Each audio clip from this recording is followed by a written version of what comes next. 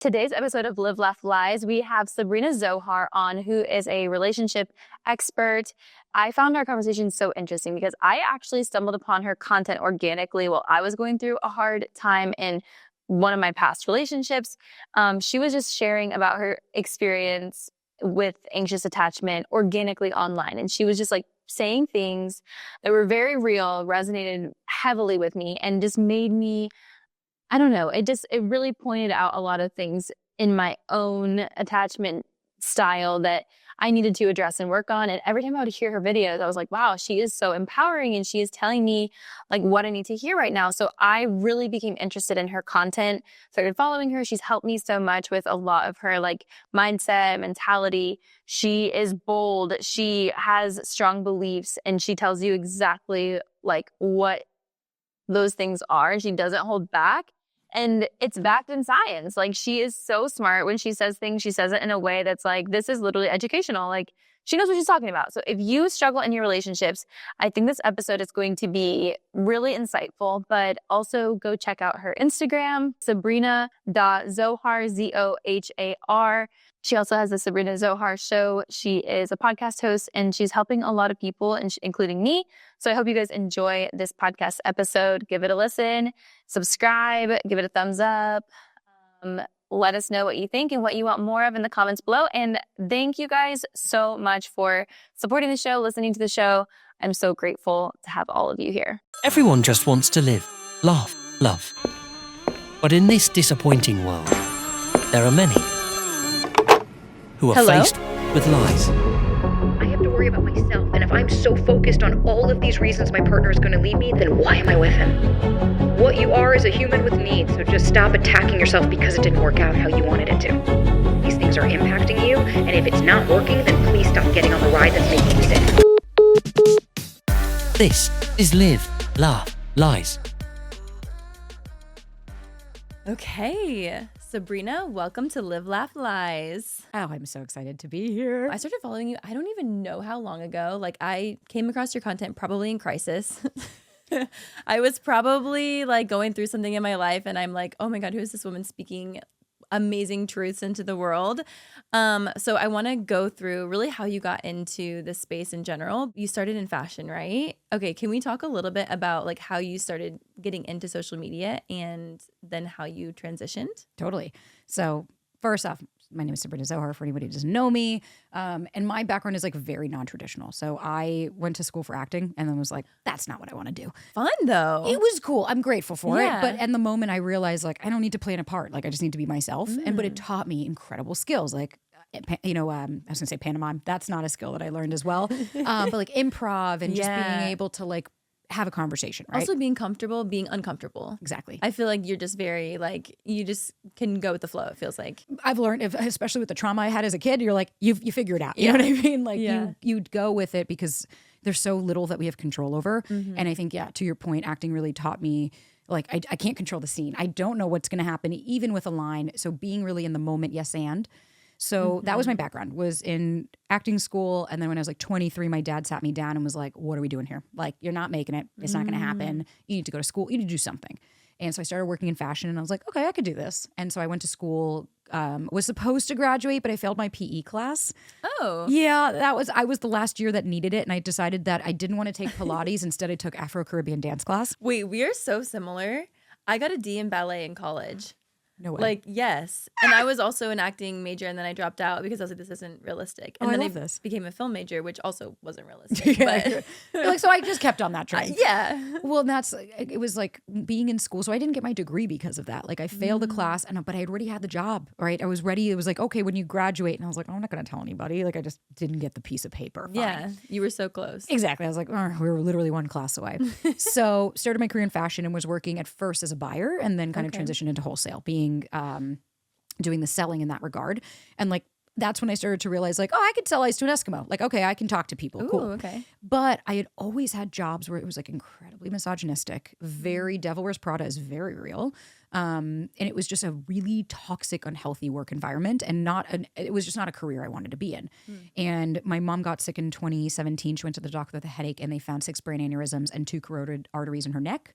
And yeah, they gave her 3 to 5. And of course, like leave it to my mom. Nothing was normal. They were like super weird shaped. Like it was a whole thing. Oh no. And I'm that, so sorry. thank you. Thank goodness she's still here. Like, Oh my gosh. she defied the odds, and they gave her 3 to 5% chance of survival. And she just was like, nope, like just wouldn't accept it. And she was like, I'm going to be okay. Oh my God, amazing. And we just kept going. And that was the first time I ever understood, like, oh, our mindset really does play a part in things. And that was actually the moment that my sister sat me down and was like, when will you understand, like, you're the problem? And I was like, what? My anxiety? She wasn't wrong. And with a lot more curse words interjected, but we could use our imagination. And so I started my clothing company after my mom had her successful surgery. And I was like, okay, I want to do this to give back. I love sustainability. I love, local manufacturing. And I think I started the business to prove something to my family more than that was a passion of mine and to have a connection point with my sister. And so fast forward, I did that for 6 years. I was doing podcasts, doing panels, really putting myself out there. And I remember it was 2022. It was the beginning of 2022. I had started my therapy journey because I married my father, pretty much is what I say. And it's like, yeah, I married the person that was just like my dad, incredibly narcissistic, very dismissive, he would gaslight me. I was a shell of a human. And he just up and left me one day. That was it. He was just like, I'm done with you. Wow. And your dad or your husband? Both, but a partner at the time. Okay. And so that was the end of that. And he lived with me for another couple of months, and then I told him to get out. And that was the last I ever spoke to him. And I started therapy that day. And by doing that, I think for anybody that's listening, anywhere on the journey, like just making the determination and decision to start is such a huge aspect. But baby, get ready for the road ahead. Yeah. You know what I mean? And so doing all that, and like I'm having these awarenesses, but I wasn't implementing them. I didn't know how. I remember my friend saying, you're so self-aware, but what are you going to do with it? And she was right. So fast forward 2022, my dad pulled his narcissistic nonsense, and I told him, like, I'm done. I was like, I'm not doing this anymore. And I hung up the phone, and I didn't speak to him for a year and a half. And in that year and a half, I completely changed the way I dated because I was looking at at this point, I don't have this career, right? Like I've got software, I've got me. This is the time where I was like, I'm so scared of being abandoned, but the one person I'm scared of abandoning me just left me, and I'm okay. Oh, wow. So it really reframed to me like, okay, then who are these schmoes that I'm meeting on the internet? Like, what do I care about this guy if he doesn't call me back? Like, you start to realize the bigger picture. Yeah. Started dating differently and started really noticing in that time the clickbait on the internet and the stuff that we were seeing wasn't aligning with what the life I was living, right? So I'm feeling this high anxiety, but I'm being told just text this guy this to get him interested. But yet that's not helping me feel any better. And instead I just got a dick pic. So we really counterintuitive. You were taking advice from the internet as in like people's like saying, here's how you like garner someone's attention really more so than like create a connection. Exactly. Okay. So it was just a lot of that clickbait of like 3 texts to send to a guy to get him interested. Make sure you wait this many dates to sleep with someone. And it's like, okay, but I did the text, but that didn't work. Okay, I waited to sleep with him, but he still ended it with me after. And I was like, what's the disconnect, right? Yeah. And everything felt very, you need to choose me as opposed to I need to choose me. And so 2022, fast forward to March, I'm supposed to do Shark Tank. And so I prepped for 6 months. Oh, wow. Your girl is on set. Like, I am there. It's July. This is my moment. I remember kissing my dog goodbye at the house and being like, Mama's going to come home with a deal. Yeah. 10 hours later, I'm on set. Sabrina, you're next. Like, you ready? And I'm like, this is it. And then they come in 20 minutes later. I'm so sorry. We can't fit you on today, but we'll do our best to try. And like, I completely crumbled. Like that was, I remember going home and just feeling so dark. Yeah. And going like, but that was my thing, right? Like, that was it. And because then, even if you didn't get a deal, just to be on Shark Tank, it's like such an opportunity for your business. It was everything. And it was what I put of like, when this, then this. And that was when I realized like, you can't rely on other things to bring you the joy and satisfaction that you desire. So fast forward, that didn't pan out. They did the same thing again 2 months later of like, sorry, we can't fit you on like we thought we could. And my dog passed away a month after that. And I was completely a shell of a human. Like I didn't know what to do with myself. And that's when I turned to TikTok. That's when I started to create content. I created it for maybe like a month before he passed. But I started to realize there's got to be other people that are struggling like I am. There's got to be other people that feel like there's no safe space or that they have these traumas, but they don't want to be shamed and blamed for having issues. But we want to have a safe space to explore our anxiety. And that's kind of just what started. And then the podcast started, the Sabrina Zohar show, and formerly known as Do the Work until I got a cease and desist. And that is good. You're so funny. I love it. That was a lot of fun. But it was really the kind of moral. I sure hope I've gotten one. You have? Yeah, for something with The Bachelor. Shut up. Yeah. Okay. Yeah. They're fun. It's like, ooh, I'm testing the limits. Yeah, for me, I was like, ooh, I had a mental breakdown. I was scared too, actually. I can laugh now, but we can live, laugh, lie, but right. In the moment, I'm live, laugh, shitting my pants. Exactly. Can we just make everything that? I was live laughing. Yeah, exactly. To your point, my world crumbled. Like I didn't know what to do, especially because you're like, oh my God, I'm growing. And so my core beliefs were all reaffirmed. But really how I got into this was realizing like I have a voice, I want to use it. And then starting to realize that there is a community of people that are also struggling with the same things that I was struggling with. And we can do something about that. And do something she has. With a community of over 2 million on social media today, Sabrina's content and courses serve as a resource for both relational and personal improvement. Not me getting emotional. I'm a sucker for a good origin story. Okay, so I'm really curious because to me, you're an expert. Like, you are an expert, but if you just started doing this in 2022, did you go on just sharing your experience at first? It wasn't like you came in with like, I've gone on this huge journey and I've learned all these things and I have this, background in education. You just started sharing your own personal experience. 100%. I literally thought that you had been doing relationship expert advice for years. Oh, I appreciate that. Yeah. Thank you. More because that to me is a compliment, which is like, cool, I know my shit. Yeah. Because what I saw this as was like, for me, the relationship with myself has been the most important that I've been curious about. And so I started creating the content of like, okay, like I'm dating and these are my experiences. Like, what's the disconnect? And started growing a community of other people being like, hey, you're right. That is bullshit. Like, what are we doing? Then as I started to go on, I was really using like first my partner, right? Like my partner is a little bit more avoidant and I have my anxiety. So we both have two very polarizing ways of dealing with things. And I started to share my experience of like, hey, you can date people with things going on. It doesn't mean we have to run from them. Then I started to understand the impact of like the neuroscience because I have been studying. Like I've been taking courses and stuff. And like I did a 6-month nervous system and I'm doing non-matriculated classes on neuroscience. Like I just didn't have the piece of paper because I didn't want the limitations that came with the degree. But for me, if I understand how I tick, I can understand how you tick because our brain and our nervous system are not that different. Right. But it's nuanced depending on what your trauma was, what you came with, all of those things. But for me to understand myself means that I can also understand other people. Wow. I'm so impressed. Thank you. Like, I mean, I'm also just like, every time I see your stuff come up on my For You page or my homepage, I'm always just like, wow, she is speaking so much truth. And so you're an anxious avoidant? Oh, I'm just anxious.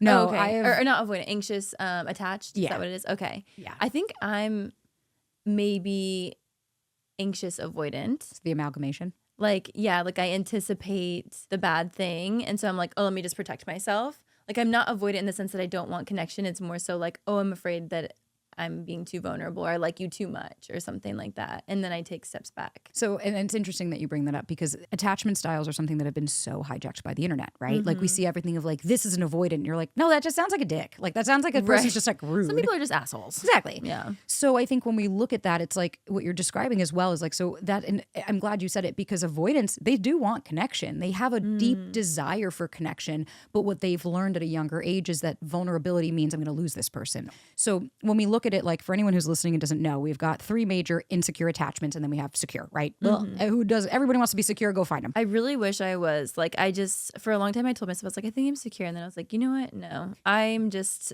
delusional. You're like, and that's fine too. Yeah, exactly. But when we look at it, and like, I think the misconception people have is that your attachment style is your personality. All your attachment style means is when you get triggered, that's how you respond, right? Or that's how you react, I should say, not even respond. So for me, do I have a lot of anxiety? Yeah. Like I'm just by nature somebody with a little bit more, but I don't question my relationship. Like I don't have all of those aspects. But when we look at it, it's like, okay, so we have the anxious attachment, and that's somebody that came from an inconsistent childhood, wants love. Everything is very, I don't know when it's going to happen. I'm going to be abandoned. So it's very outward. You can tell me everything's okay. You validate me. You tell me I'll be okay. I'm scared. It's a lot of fear. So that's the misconception that of anxious, oh, well, at least I communicate. It's like, no. You're constantly talking. That's very different than communicating. Maybe I'm that. What am I? I need to reread the book Attached because maybe I'll wait and there's maybe one that's going to encompass everything. And it's interesting because Amir Levine, who wrote Attached, he even came out and said, I should do an update because he said I was way too hard on the avoidant. I didn't understand them as well. Oh, interesting. Because I think he is openly said that because in the book, the way that they paint the avoidant is very like, they don't care and they don't have emotions and they remove themselves. And it's like, no. What's actually happening with someone that's more avoidant leaning is they're having intense anxiety internally. So here's the fun part. Avoidant people have intense anxiety. They just turn it inwards because, like my sister, for instance, she's significantly more avoidant because growing up, my dad would hit her if she had an emotion or he would be volatile. So she learned this isn't safe. Just bring it inside. Yeah. I can't trust anyone. Even if she wants to, even if she could see it, she doesn't know how to communicate. Whereas an anxious person is actually avoidant because anxious folks are you tell me it's okay. You let me know. But they're not going, oh, wait, what's happening in my body? They're avoiding looking at themselves. Okay. Then the amalgamation, what you were describing, that's called disorganized. Disorganized is I don't know that you are, but unless maybe I say this, it's its own kind of hell. And so it's very push-pull, right? Maybe I am in my own hell. I don't know. Disorganized attachment, we see it in that very drastic change between I'm super sweet and very loving to you, and then the next day I'm a totally different person. Okay. We've all been, I'm sure you've dated those people that you're like, what happened to you? Like, where did you go? Mood swing, almost. Very, almost borderline, right? Like that's where we look where it's so polarizing. Those are oftentimes, I mean, think about it too, those are often present in homes of abuse, right? So if you go to your caregiver because you love your caregiver, but then they hit you and you're like, but now I'm scared. Right. So you want love, but you fear it. And so it's that you can show up the second there's intimacy. Nope, I'm running away. Okay. It's that, and it's Oh, that's really- terrifying. It's that's why I say it's its own kind of hell. Right. Yeah, that's dark. Yeah, but nonetheless, when we talk about attachment styles, like for me, yeah, I might have more anxiety, but when my partner triggers me, I might want to lash out, but now I've learned, wait a minute, go inwards, start to understand yourself. So there are modalities that people can use to heal, and you and I will talk offline about that. Yeah, I'm like, I need help. Can I get a coaching session or two? Oh yeah, we'll talk. Perfect. This episode is sponsored by BetterHelp. Therapy is a great way to bring yourself some comfort that never goes away, even when the season changes. I know I personally struggle with a little bit of a seasonal depression from time to time when it gets to those winter months, when it's cold, it's gloomy, it's gray outside. Therapy is something we should be doing year round, but especially around the holidays. There's so many emotions tied in. There's family dynamics. There's lots of things that we all are dealing with and are going through, and having someone you can talk to about those things is super important. And I've personally benefited so much from therapy, and I love BetterHelp because I know a few years ago when I just didn't have access to healthcare the way that I do now, really felt like a luxury to have therapy. I didn't have the means to pay for it all the time. And I wish that I had access to something like BetterHelp because they're trying to make therapy more affordable so that everyone can have access to mental health care. So if you are thinking about starting therapy, give BetterHelp a try. It's entirely online and it's designed to be convenient, flexible, and suited to your schedule. So just fill out a brief questionnaire to get matched with a licensed therapist, and you can switch therapists at any time for no additional charge, which is absolutely amazing. Find comfort this December with BetterHelp. Visit betterhelp.com/LLL to get 10% off your first month. That's betterhelp.com/LLL. betterhelp.com/LLL. It's not too late to get a luxury gift for someone that you love this holiday season. I like to do this for people who aren't really going to splurge on themselves and who maybe feel a little bit uncomfortable with the idea of luxury gifting, because with Quince, you're really not spending luxury prices. My go-to for gifts at an affordable price is Quince. I feel like everyone needs one of the Quince iconic Mongolian cashmere sweaters. They start at just $50, but they are such high quality. They're beautiful. I have one in my closet. It's my go-to thing when I need to look a little bit professional, but also want to feel cozy and cute. You can dress it up, dress it down. It's literally perfect. They also have 14 karat gold jewelry, Italian leather handbags, and European linen sheet sets. So there's really something for everybody, and the pricing is just not that crazy. I feel like you're getting luxury at a quarter or a fraction of the price. Gift luxury this holiday season without the luxury price tag. Go to quince.com/livelaughlies for 365-day returns plus free shipping on your order. That's quince.com/livelaughlies to get free shipping and 365-day returns. Quince.com/livelaughlies. This happened so quick. If it was 2022 when you first started posting, we're going into 2025 soon. So it's been like 2.5, 3 years of you doing this. And this is your world now. This is your life, right? Like, this is your career, your livelihood. Oh yeah. That's amazing. Was there a moment when you realized that you could take what you were doing, which was just sharing your personal experience, into like a career? Was there like a specific viral video or an opportunity? Was it when you started the podcast? Yeah, I would say because I started creating content December, my first viral video was November 2022. Okay. So it was like I had started September, I think it was like September 26th was like my first video on TikTok. So it took a minute.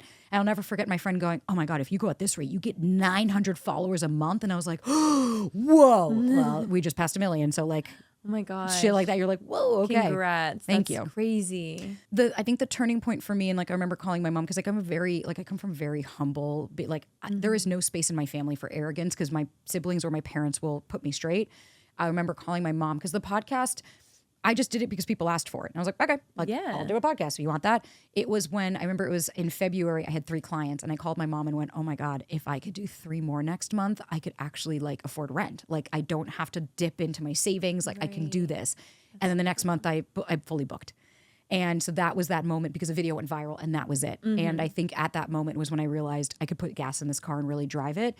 But it wasn't until I would say, because my partner now works for the company, it wasn't until I brought him on to go, okay, let's do this. And truly at the end of the day, I had to bet on myself.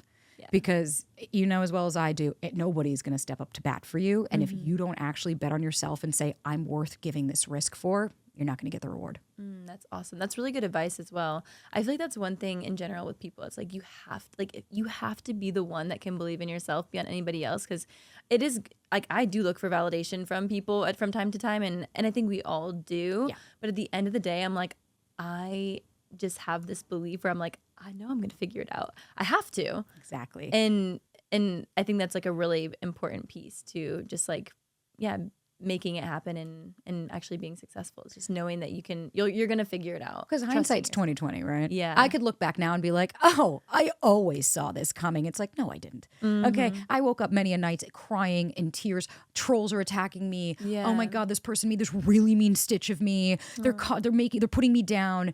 But at the end of the day, to your point, I knew that no matter what, I'd be okay. Yeah. And when you have that self-trust, because here's the thing, you're allowed to ask your friend, like I do, I'll talk to my partner and be like, am I reading this right? You know, like you get something that you're like, that sat differently. Right. You talk to a few people and you're like, thank you. I knew I didn't see this wrong. Then you trust yourself more. Right. Then you're not, because like you said, at the end of the day, you hit it and you're like, no, my core says this. I'm going with it. If it works out, cool. And if it doesn't, I'll figure it out. Would you say the trolls and people online is like the biggest hurdle you've had to overcome? Yes, and the only reason I say yes is because the trolls and the internet, even if I could have all thousands of positive, the one negative, the only reason that is the hardest thing for me to deal with is because it hits my core belief.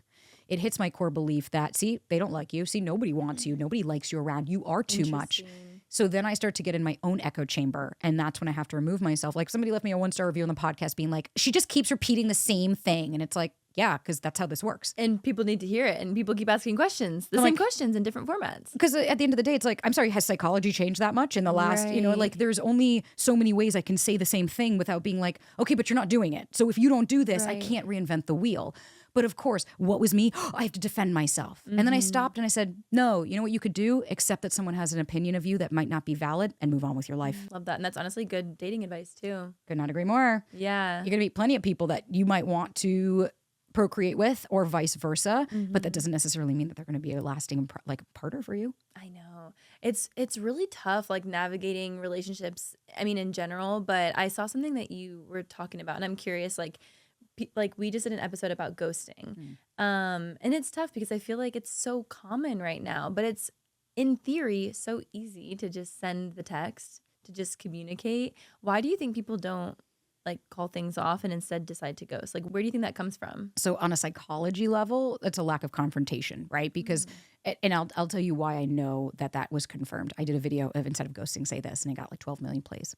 And it was 2 sides of the internet. You got the one being like, yes, thank you. Ghosting is so hurtful. Please listen. And then there was the other side of, I don't owe these people anything. I'd rather get ghosted than say this. This sounds like HR. And it's like, no, it's called direct communication. Like, I'm sorry that that's foreign to you. Yeah. And what you see is, you notice the deflection, right? I'd rather get ghosted. And when I ask, I say, why would you rather get ghosted? Well, why would I want to reject someone? I'm like, so your inability to receive rejection means that you think other people are going to not want to deal with rejection, right? Or I did this and they lashed out, so I'd rather not say anything. It's like, oh, so you're only doing things so other people will behave in a specific way, but when it doesn't go your way, that's it. Right. So what we really see is like, when we truly get down to ghosting, it's like, oh, where do we see ghosting happen more often than not? Love bombing, right? We go the love bombing and then all of a sudden the ghosting happens. Well, why? We ask. Oh, Sabrina, I'll tell you. Well, the reason that happens is because somebody love bombing you isn't because about you. They're doing it for them.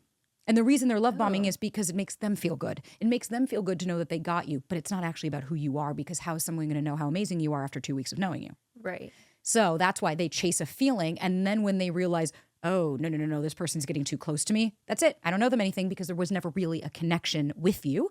It was what you did for them. And when they don't want to deal with that anymore, then they don't want to deal with you. This is blowing my mind. Do you think people that love bomb are aware that they're doing it? Some are, some aren't. Okay. We've seen narcissists and people that are, it's very intentional. That is for true manipulation. Yes. I think they're very cognizant that they know the playbook. And there are other people that are just desperately seeking safety. And they want just to know, you're not going to leave me. Everything's okay. Great. So if we just spend every day together and everything's okay, you're never going to leave me because you're amazing and I want you to be with me. Yeah. They're doing that because there's a need for, please don't leave me. Okay. And so they want to expedite the stages of the relationship and get right to safety. But the problem is safety is earned.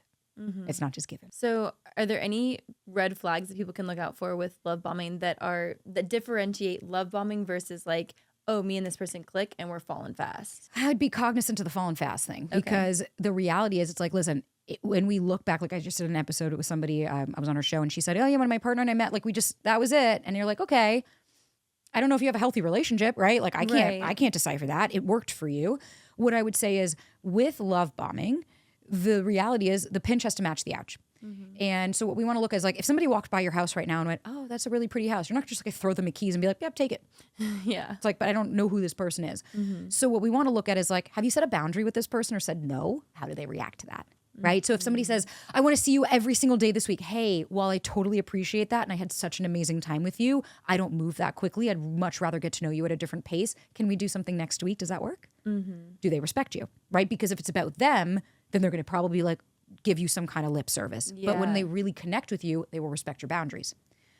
So it's about pacing, right? Having those boundaries to say, while I think you're the bee's knees and I am so stoked on you. And I've had that where I'm like, we're just so connected. And it's like, but we overlook the fact that it's like, that might be chemistry, but that might not be compatibility. Right. And there's no like test of adversity at that point either. Exactly. Which I think is a huge thing that you have to go through with somebody to be like, okay, is this person going to be a huge asshole and blow up at the first fight or, difference that we have? Like, we're so on the same page about everything. Then there's one minor inconvenience. Like, how are they going to react? Right. Are they a liability in public? Are they going to explode? Are they rude to the waiter? Right. Because what we see is, well, we've gone on 5 dates. I want to be exclusive. And I'm like, what do you know about this person? Name me. What are their middle name? What are they allergic to? How do they react when they get triggered? What are they like with their parents? Right. You don't know any of this information, which is why I will say you don't really know these people. Right. So while I can say, have fun, right? Like, do you, but manage your expectations of, just because we have a nice connection, I need to see that consistently over time and not just rush in, because I'm not saying this because I'm Pollyanna. I don't care. Intimacy, sleep with someone whenever you want. It's an old conversation that like we just need to kind of put away. But at the end of the day, what I do care about is your mental health. And what I do care about is how these things are impacting you. And if it's not working, then please stop getting on the ride that's making you sick. Ooh, that's a good one. Put that on a t-shirt. If it makes you sad, like, I'm a crybaby. I'm not even gonna lie. I cannot pretend to be like cool or hard or like tough. I am a crybaby. I get my feelings hurt. I'm sensitive. I know that doesn't work for me. So like, I can't do that. And I think that's like just for me, but I don't think that's for everybody, To your point, you're making a choice though. That's what I love, because for me, I slept with my partner on the first date. And like, he just went ring shopping with my sister yesterday. So it's like, we're doing fine. Right? Yeah. And love that for you. he locked that shit down. And, But at the same time, it's like for me, when it comes to the intimacy conversation, my therapist was who taught me about intimacy positive. I say that because sex, it's a word that gets tabooed on the internet. So I'm referring to that act of when I say intimacy, not actual intimacy with somebody. But my therapist has always taught me when I had her, like, hey, why are you judging and shaming yourself? Like, didn't you make a choice out of empowerment? Didn't you want to have this done? Because if you didn't, that's a different story. We need to have a different conversation if you did not agree to this. Right. But you are an adult. So make that choice. So I will say, you sleep with someone when you want. You know what matters? Their intentions, not when you sleep with them. Because I have waited 10 dates. I've done I'm going to make them wait. And then they break up with me after because the intimacy wasn't what we thought it was going to be. Or they, like my partner says, we got a full 360 picture. I finally see every aspect of you. And now I'm deciding that doesn't work for me. And that's part of dating. And I know it's hard and it's like, it's okay. You want to wait. Like you said, I can't do it. It doesn't work for me. Don't do it. Yeah. But if you're going to, right? Like if you're going to sleep with someone on the first or second date, don't you dare start with, I'm so stupid and I'm such a No, ma'am. No, sir. No, they. What you are is a human with needs. So just live in that space and stop attacking yourself because it didn't work out how you wanted it to. I love that. Yeah, I think that's like just really good advice in general. And I think that as a society, like it's just become more accepted that like everyone's just different. Yeah. You know what I mean? It's like everyone's different. And I think that you just made a really good point about it being about that person's intention. I think for me, with the anxiousness, with the like anxiety and stuff like that, that would be my fear, is that if I let somebody in too quick, like I don't know that I trust my intuition on people all the way at this point in my life. And even like in my 20s and stuff like that, I'm like, I don't think that I really like could trust that. So I think it was more so like a protection mechanism to be like, let me suss this out real quick to make sure I'm safe here. Totally. Yeah. And what that is beautiful information for yourself to be like, oh, that's an area of opportunity for me to trust myself more. That doesn't mean I have to change anything I'm doing. You can still not do that. But more often than not, when it's like, okay, yeah, I get anxious because I slept with this person. It's like, okay, then where's the anxiety coming from, right? Like, what's the fear? Well, they're not going to call me. Am I a slut? Am I this? Am I this? It's like, oh, so we're adding judgment to what you did. That's where anxiety is coming from. But this isn't mom or dad. No one's abandoning you here. Yeah. And that's what we have to really look at is like, you don't get abandoned in your adult life. By definition, what it means to be abandoned means that your life is at risk. So that means as a child, if my parents left me home, I'm fucked. That's it. Like, I'm cooked. Goodbye. See you later. If you were back in hunter-gatherer days, if you were at a tribe and they left you, you were abandoned because the tigers could eat you. You're an adult. A guy that you met or a girl that you met online doesn't call you back. You didn't get abandoned. You're just projecting that your parents are doing that to you, and that's where you're coming from, but it's not actually the situation. Wow. That's what changes your dating life, is when you finally start to realize life is happening for me, not to me. And we stop living in this like, woe is me. Everybody, men are trash. Every girl is this. And it's like, it's called a cognitive bias. The more you think that, the more you're going to find it. Right. You guys heard of LAL? LAL is a laser-assisted lipo, and the results from LAL are incredible. I'm literally looking at these before and after pictures right now, and these women look amazing. They looked beautiful before as well, but oh my gosh, these results are absolutely insane. I feel like one of the biggest secrets of Hollywood is lipo. And there's such a stigma with that word. I feel like for years, everyone just thought of lipo as this crazy thing that they talked about in Legally Blonde that was like shameful. But I personally am a believer that you should do what makes you feel good, makes you feel great about your body. And so many people have had lipo, especially in Hollywood. And Sona Bello is at the forefront of doing this LAL laser-assisted lipo. The results are very natural. They're beautiful. And our friends at Sona Bello are offering their best deal. You are now included in their friends and family holiday savings event. Sona Bello doctors are masters in micro laser fat removal. It's a brilliant technique that removes stubborn fat permanently. Save big during the Sona Bello Friends and Family Holiday Savings Event. Schedule your free consultation now at sonabello.com/live-laugh-lies. That's Sonabello, BELLO.com/live-laugh-lies. There's some things in life where it's just okay if it's a crapshoot, you know, like trying a new takeout place, rolling the dice on a new workout spot, or even trying a new type of milk in your coffee. But finding a new doctor is not one of those things that should be a crapshoot. And with ZocDoc, it's not, because you have so many more options than you even know. ZocDoc is a free app and website where you can search and compare high-quality in-network doctors, choosing the right one for your needs, and click to instantly book an appointment.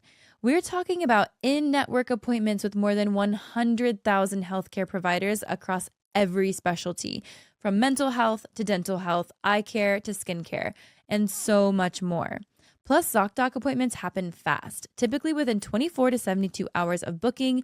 You can even score same-day appointments. I have probably complained far too much about my insurance fiascos and finding in-network doctors, and it's so frustrating. And that is why I'm so grateful to this platform, ZocDoc. It makes finding healthcare that much easier, and getting the right doctor that fits all of your needs and in a timely manner should not be a luxury. Everyone should be able to receive access to good healthcare and healthcare that aligns with what they want. This is one of those things that makes adulting just a little bit easier, and I'm so grateful to ZocDoc for that. So stop putting off those doctor's appointments and go to ZocDoc.com/live-laugh-lies and find and instantly book a top-rated doctor today. That's ZocDoc.com/live-laugh-lies, ZocDoc.com/live-laugh-lies. Okay, so you mentioned earlier somebody setting a boundary with you. Actually, you setting a boundary with somebody saying, hey, you know what? I think you're great, but I don't know that I want to move this fast. Let's put something on the schedule for next week. For somebody that might be, I think it would be anxiously attached. If they hear that, I feel like that could make people think, well, why don't you want to hang out this week? Like, why don't you want to get to know me faster? Which I think, like, rationally, we can sit here and be like, oh, well, like, this is normal. Like, it's okay to go slow. It's okay to, like, put boundaries in place. But what would you say to the person who hears that and is like, oh, so you're not obsessed with me? Like, you don't want to, like, marry me tomorrow? Like, why would you want to go slow when I'm so amazing? Like, what would you tell that person how to regulate that, like, overwhelming feeling? I mean, I'm going to say probably a mean statement of like, you're not everyone's main character. Like, and that's what we need to stop with. It's like this main character energy. It's like, no, that's called fucking arrogance. Okay. I have a life. I'm doing my own thing. You haven't found, you don't deserve a place in my life every day. I don't know who you are. You think you're amazing. I need to see that. So what I would tell them is, okay, cool. What's coming up in your body when you start to have that thought, right? Like, are you starting to have your chest palpitate? Are you starting to get your shoulders tense? Are you starting to sweat? Am I getting waves? Okay, so I might be dysregulated, because when I'm in a regulated state, something that's more secure, I might go, okay, that seems very fair, right? Okay, this person's just setting a boundary that they're busy this week, but they will see me next week. I've only met them once, right? We can critically think. But what ends up happening is so let's talk about the brain. The two main parts I'm going to talk about are the prefrontal cortex and the amygdala. So the nervous system, all of it's coming together. When we're in a safe ventral state, according to the polyvagal theory, which is something I love, but what that means is, like, you and I are in ventral right now. Like, we're safe, right? Yeah. There's no threats. Everything's fine. We're able to talk, critically think, answer, blah, blah, blah. If a tiger walked up right now, it doesn't matter how much you try to regulate your nervous system. Your body only knows you need to get to safety. So it's going to do everything it possibly can. You're not going to eat. You're not going to sleep. You're not going to drink. You're not going to do anything, because your body is, I need to survive. Now, if we were in the wild, great. That's exactly what we want our nervous system to do. The problem is we're on cell phones. And so what ends up happening is... Oh, gosh. It can't be healthy. Right. So then what ends up happening is our prefrontal cortex shuts down. And that actually stopped growing when you're 28. That's why our 30s are so different. Because you start to realize, like, oh, I can notice how, like, you can tell a 16-year-old, hey, don't drink and drive. And they're like, and they'll do it anyways. Right. Because they don't have the critical thinking to be like, wait, oh, what's going to happen if I do this? That's probably not the best idea. That stops growing at 28. So that's one part of the brain. Then we go into the amygdala.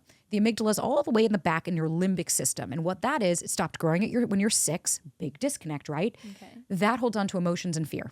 And that's the center of, so, like, for instance. Oh, so basically, like, if at 6 years old you were experiencing trauma, like, I don't want to say you're fucked forever, because I know we can rewire and help our brains, but, like, is that kind of what? Yeah, there it is. That's how you learn all of that. That's why when you see, instead of responding, I reacted, right? Have we ever seen somebody where you're like, oh, you sound like a fucking child. Like, why are you giving me a temper tantrum? Yes. Because they're in their amygdala. They're in their limbic part of the system. Avoidant. When an avoidant shuts down, they go to the limbic part. They learned at that young age, this isn't safe. No, just go inside. The anxious person learns, holy shit, like, I need to act out, right? This isn't safe. Both feeling unsafe. And so what happens is then when it's called amygdala hijack, it's literally the term and it's terrible, but that's the name. And so what ends up happening when the amygdala takes over, your brain's only thought and your nervous system is, I need to keep her safe. So, like, for you, if let's say that person texts you, right? That's the example we'll give. Your brain shuts down. Prefrontal cortex went offline, and it was all of a sudden the amygdala fired up of, see, no one likes you. And that's your core belief, right? Or, yep, see, because you're not good enough. Right. What we call it the screw tape, right? Whatever. That inner, my stinking thinking, that inner critic, that's your amygdala firing off. And so it ends up starting to, and then when we date, we go into that more often than we think because it's our emotion system as well. So when you're getting like that, right, we get into this, but how could you not want to go out with me? I'm amazing, right? Who am I trying to convince, you or my parents? Right? Did I think that's my parents? But why don't you love me? I'm a good kid. I swear I didn't do anything. Yeah. So we end up reacting and we're like, that's weird. Why would I react that way? When we regulate and we turn our prefrontal cortex back on, which is decision making and common sense, I can challenge the thought. If I'm dysregulated, all I know is, see, I knew it. There's something wrong. I knew it. And I'm ruminating and spiraling because my body feels it's in danger. Juicy. Right? That's crazy. Can people fix that? Oh, yeah. I mean, well, so I would look at it less as fixed because that would mean we're broken, right? No. Okay. You can heal through it for sure. Okay. So you can absolutely learn, we learn new coping mechanisms. Like I used to be the poster child for anxious attachment style. I would sleep with anybody. Like if you wanted me, I was there. I had no boundaries. I played the cool girl. I was hyperventilating if I didn't get a text back. I sent someone 173 texts because he broke it off with me. Yes, that's correct. I am not proud of it. Yeah. I'm not kidding when I say I was in the trenches with you guys. Like, I know. She was in the trenches. She's one of us. Fucking war paint was on. I was, and I would end guys because they didn't do this. They didn't do this. And then I finally realized like, holy shit, I'm doing what I do with my dad. Right? Like I'm coming consistently from the place. I'm not stopping and going, Sabrina, what's happening in your body? This isn't dad. This is some guy you knowed for 1 hour. Let this go. Right? That takes turning the prefrontal cortex on. And when we suspend, we feel danger. So what we want to do is befriend the nervous system. Understand. It's not about shame and blame. Oh, you're so stupid. No. Instead, it's, whoa, I'm dysregulated. Okay, where do I feel this in my body? Okay, what's the narrative? Okay, well, that could make total sense given what I experienced as a kid, that this would, right? We validate ourselves. Right. That way you can regulate and come back and be like, okay, so what's the actual issue? Nah, there really isn't one. I'll let this go. Or I will talk to them. You know? Obviously, with social media, there's been a lot of like changes and shifts. I feel like that's something that can dysregulate people real quick. Oh, yeah. What have been some of the biggest like hurdles you've seen people have to navigate in today's current dating culture with social media? Oh my God. I watched his follower count go up. Why is he following these many people? They follow all these women. Why are they liking this photo? Why didn't they post me on social? But they hearted this, but they didn't like that. Why didn't they? Yeah. It's hypervigilance. That's what that describes. For anyone who doesn't know what hypervigilance is, essentially it's like you're constantly scanning for safety. And so that's why hypervigilance. Exactly. So hypervigilance would be but he, oh my God, but he didn't put a period at the end of the sentence. But why didn't he put a period at the end of the sentence? Right? Your brain is going, hey, I'm going to look for a problem because I'm always, where I learned that from was my dad. My dad was so inconsistent. I learned to read his facial expressions. I learned to see when his voice would get to a certain thing, okay, run. Right? Like I started to learn because he was so inconsistent. I didn't know what to get. And that was my body's way of being like, don't worry, girl. You're always on alert. I got you. Yeah. But that doesn't help us in our adult life. Because do I always want to be hypervigilant of like, but why? But he liked this photo and he didn't like mine, but he did this. And it's like, hey, what facts do we have to back up any of this thought narrative? And that I think is the biggest point of contention I see. People are ending relationships for that of like, well, he didn't follow me back and all this. I'm like, yo, you've known them for 2 days. Like, let it go. And I think we put so much, like, I'll be honest with you. I never looked at my partner's follower count. I never looked at how many followers he had, how many people he followed, what things he likes. Because you know why? I have a fucking life. And I have to worry about myself. And if I'm so focused on all of these reasons my partner is going to leave me, then why am I with him? Yeah. Do you think having like a strong base of trust with your partner also plays into that? Because for me, I feel like with the 2 people that have cheated on me in my past years ago, there was a break of trust. And then I like learned to be hyper vigilant in those, because I stayed in those relationships. Even if it wasn't cheating at the beginning, it was like there was a lie. Something happened. Why did this person lie to me? And then I was like, wait, this doesn't feel right. And there was like something was off center and I couldn't quite figure it out. But it makes you start to like analyze everything.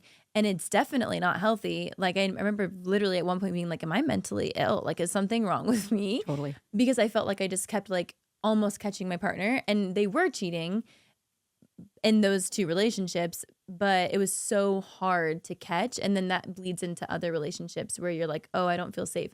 It's tough. It's like the chicken or the egg. It's like, okay, but do you have to start out with like a strong base of trust and be like, okay, I fully trust this person based on all this information they've given me? Or is it like you go into a relationship and you're like, I'm going to trust this person up front, and then when they break the trust is when I retract? 100%. To me, trust is conditional.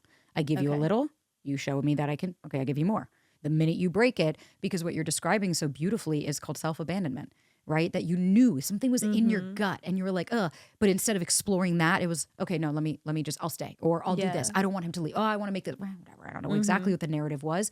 But self-abandoning is exactly that, where you're like, in hindsight, you're like, man, there was something. I knew it. I knew it. I couldn't put my finger on it. Right. But it's like, and I'm sure if we went back, you'd be like, no, but he lied. He did this. So when we see the difference being hypervigilance, okay, this is a perfect example. Anxiety versus intuition, right? Yes. That gut reaction came to you of, no, something's going on here because he lied. Something is going on, right? I can sense it. Their behavior is off.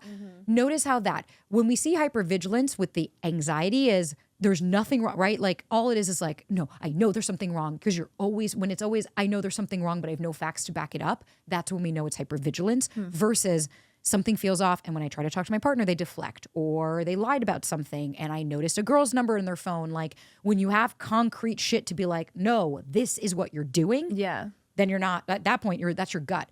Anxiety comes with a narrative and a body sensation. So anxiety would be, I knew I wasn't pretty enough. Oh my God, I knew he wants another girl over me. And it's like, Yeah. what facts do I have to back that up? What I know is something feels off, and I'll explore that, but I don't need everything that comes with it. Good stuff. Do you feel like catfishing is still a big issue with online dating? It's still a thing for sure. Yeah. And I think where we really see it is like newer people on the dating apps. Like I get it all the time and I'm like, oh, you thought this person was real? Like you thought that bot was actually a human? I've been catfished my fair share, but I know what to do at this point. I know like if you're not going to get on a FaceTime or a phone call with me, if I'm not going to get your real phone number so I can at least like look it up, if you're not going to meet with me, like I do think it's still happening. I don't know that to the same extent, but it's still a problem. Yeah, I feel like catfishing is tough. And I feel like it's even like kind of subtle sometimes, where it's like, oh, people use pictures from like 8 years ago. So it's like technically them, but then Kitten fishing. kitten fishing. That's what they call it. That's funny. So it's like the little, it's not the full, right? Yeah. But it's like a white lie versus catfishing where you're like, oh, that's like blatantly just not. Wait, what about, okay, I'm so curious. Like years ago, I went on a date with this guy that on his dating app said he was 6 foot, but he was my height. I'm tall, so I was 5'8". I wore a little heel, and I was so shook when I showed up, because I'm like, I've dated a guy that's my same height before. Like it's not a huge deal, but I do have a bit of insecurity about being so tall. Yeah. So like when I showed up and I had a heel on, I was like kind of towering over him, and it was so uncomfortable because he probably didn't expect me to be as tall as I am, and I didn't expect him to lie. Like, I'm like, I didn't lie on my dating app. Like it's right there. You know that you are the same height as me. But I felt like that to me, and this might have been dramatic at the time. I was probably a less healed person, but I was like, that's a lie. I am not going to move forward with this person, because I'm like, you're lying on date number 1. Height fishing. You got height fished. Right? There's hat fishing, right? Where it's like, oh, you didn't take your hat off. Yeah. But you got height fished. And I've been there. Where I show up and I'm like, motherfucker, I'm 5'8". You're the same height as me. I'm like, if you're 6 feet, you're not 6 feet, right? Like on dating apps, 6 feet means you're like 5'9", 5'10". Yeah. Men above 6 feet don't need to lie about their height. Like my partner's almost 6'5", and you're like, I can tell you're 6'4.5" and you're 6'5". I have had that, and I'm with you though. I totally agree. I actually don't even know that you need to put yourself down about a not healed person. I think you're right. He did lie. And that's what I have an issue with. Yeah. Don't be disingenuous. Be authentic. If you're 5'7", say you're 5'7". Let me make the determination. Right. But let me tell you, to any of the short kings or the short queens that think lying is going to get this person to just suddenly overlook it, it's going to get them turned off probably even quicker. I was like, dang, this is like a waste of time, because I'm so icked out by the lie. And now by towering over, because I'm like, I would have worn flats, because you know he was cute. He was cute. We did a FaceTime chat first, and I was like, oh my God, he's great. I was like, there's so much here. If he just hadn't lied about that, like I've dated guys his height before, so it wouldn't have been a big deal, but I just was so caught off guard. I'm an 80-20 kind of girl. You get 80% of what you want, cool. Can you let go of 20%? Great. Yeah. For me, height's really important. I'm 5'8". That's my one thing. Everything I find, I can do everything else, but I just need someone tall because it makes me feel better. If I met them in person, different story, right? Like you meet them out and you're like, oh, you're really cute. Oh, you're the same height. No biggie. But I do think you're allowed to be somewhat picky on a dating app. If all it is height, it's like, sorry, my dudes. Some people are going to be like that. And I'm not in the business to try to convince people to not at least have a preference. Right. Kitten fishing and height fishing are certainly new ones, writing those down in my notes app ASAP, along with so many other golden tidbits Sabrina has shared with us today. Okay, you ready to play a little red flag, green flag? Put me in the game, coach. Yeah. Okay. They insist on talking only through DM and never give out their phone number even after a month of chatting. Oh, red flag. Red flag. Yeah, because and let me clarify for anyone listening, a red flag is behavioral, right? We're looking for behavioral traits that are a concern for a future relationship. You're hiding something. Okay. They post about you on their Instagram story after 2 dates. I would say yellow flag, because to me, my question would be like, what are we doing here? Right? Like, you don't really know me. Why are you tagging me? And also depending on the nuance, like if we're out bowling or doing something and you took a photo and I'm in the corner, but even then it's like, you don't really need to tag me. Yellow flag. Okay. After a few weeks of chatting, they suggest FaceTiming to plan your first date. Sorry, the red flag here is after a few weeks of chatting. Agreed. What are we doing here? Agreed. I'm sorry. I got a life, baby. Nope. So that to me is the red flag of like, whoa. What are we doing chatting for weeks before we're building a rapport in person? Love that. I agree completely. Let's change that to after like 2 days of chatting, they want to FaceTime before. That's fine. That's a totally different. If it's a vibe check and you're just like, hey, I just want to see, totally do what you need to do. Or obviously long distance. They take a few hours to respond over text. There's no color flag. That's called having a life, right? And like, that's the anxiety and that hypervigilance of like, well, they took 3 hours to respond. It's like, and pray tell, what were they doing in those 3 hours? I haven't looked at my phone all day. I finally called my sister after 7 hours of not talking to her because I was busy today. Yeah. It's one thing if there's a very big difference between two things. Red flag when they put 12 hours between every single solitary response. That person's not being intentional. That person is very strategically taking 24 to 48 hours to make a fucking plan. Right. Versus just because you text me doesn't mean I'm accessible to you at all times. And just because you text and you deem that you would respond quick doesn't mean everybody's lived experience is the same. Love it. Okay, they make a big deal about deleting all their dating apps after 2 weeks of talking. Red flag. Okay. What do we do? You don't know this person. They make it a big deal. First of all, it's like, what do you make it? Do you want me to join in this? Like, I'm not going to be that stoked. Yeah. My partner and I, the only reason we got exclusive is because we said, we're like, I just want to hook up without a condom. And so after a month, we were like, all right, I respect that. You know what I mean? It was like, let's get tested. Let's do the thing. Yeah. Especially after a month, we had like 10 dates at that point. And I was like, okay, I like this guy. Like, let's see it. And then it took us another 2 months to be in a relationship because I was like, let's just see where this goes. Let's go slow. Yeah. 2 weeks already exclusivity. What do you know about this person? Right. They like and comment on an ex's photo. Oh, there's nuance missing. Yellow and flag in that sense because is their ex like, did they end? How did they end? Was it amicable? Is this person like a really close family friend? Is this did you share a dog? Do you have kids together? Right? There's so many nuance. Is this person's new photo that they're engaged and you're excited for them? We have got to stop this, like, when you have an ex, they're dead to you. It's like, no, it's also okay to hold space that, like, this person had a part in your life. And also, it's okay to be excited for them about new things that are happening. Right. Okay. They're honest to a fault about their past relationships. I'm going to go yellow. Can I do, is this like a cheap cop out? I'm just like, No, I'm going it's yellow. fair. I like the nuances. More so because I think they're honest to a fault. I think it really depends on what happened, right? Like I have friends that have done that because they cheated and they're like, part of my recovery is I need to be honest about this and I'm not going to lie. And you're like, fair.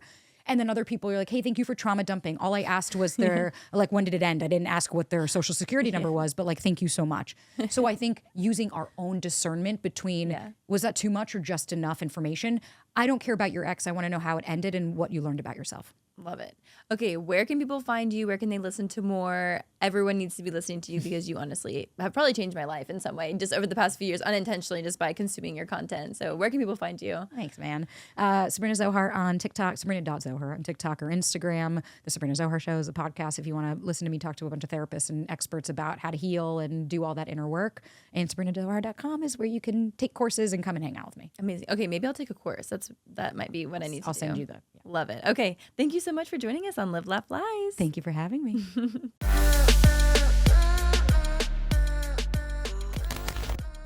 This podcast has been brought to you by Podcast Nation.